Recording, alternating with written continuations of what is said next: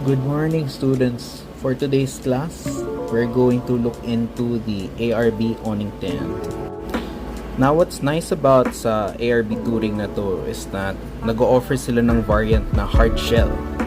Typically, nakikita natin yung mga awning tents, canvas type siya. So, canvas na yung cover niya. Pero this time around, si ARB nag-develop ng hard case.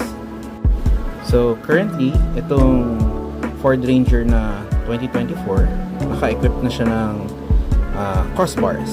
Yung brand niya is Rhino.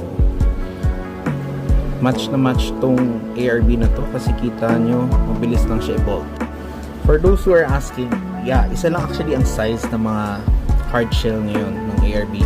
But more or less in the future, siguro magdadagdag sila ng mga sizes for this one. As you can see, ino-open natin yung awning tent para ma-demonstrate siya.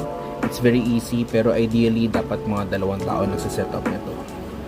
Meron na siya mga ilaw or LED function, right?